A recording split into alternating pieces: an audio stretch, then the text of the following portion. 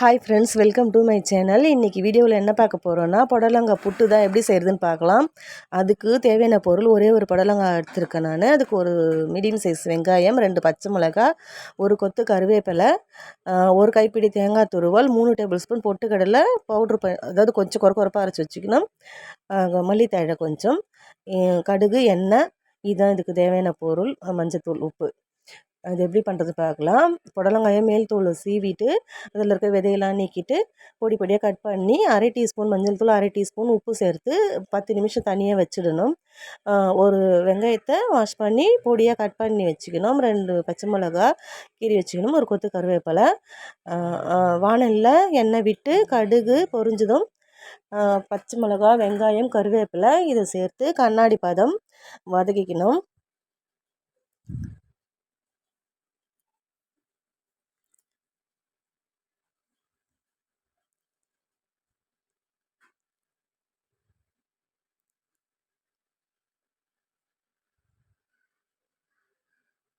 வெங்காயம் கண்ணாடி பதம் வந்த உடனே நம்ம மஞ்சத்தூள், உப்பு சேர்த்து புடலங்காய் தனியாக வச்சுருக்கோம். அதில் தண்ணீர் விட்டுருக்கோம். அந்த தண்ணி சேர்க்க வேணாம். அதில் இருக்க புடலங்காயை மட்டும் வெங்காயத்தில் சேர்த்து வதக்கிக்கணும். வதக்கி 5 நிமிஷம் மூடி போட்டு வேக வச்சா வெந்துடும். அது 80% வெந்தால் போதும். ஃபுல்லாக குழைய வேக வைக்கணும்னு அவசியம் இல்லை.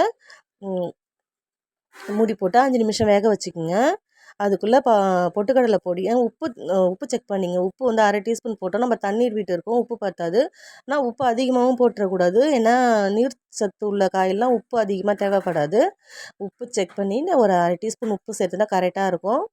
பொட்டுக்கடலை பொடி பண்ணி அதில் சேர்த்து வதக்கிட்டு நம்ம ஒரு கைப்பிடி துருவிய தேங்காய் பூ சேர்த்து வதக்கிக்கணும்.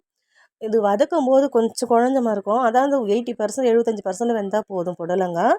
அது பார்த்துங்க, ரொம்ப குழைய வேக வைக்கக்கூடாது. ஆறுனதுக்கப்புறம் உதிரி ஆகிடும்.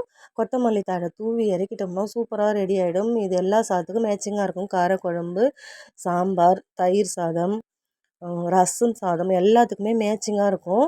நீங்கள் செஞ்சு பார்த்துட்டு கமெண்ட் பண்ணுங்கள். வீடியோ பிடிச்சா லைக் பண்ணுங்கள், சப்ஸ்கிரைப் பண்ணுங்கள்.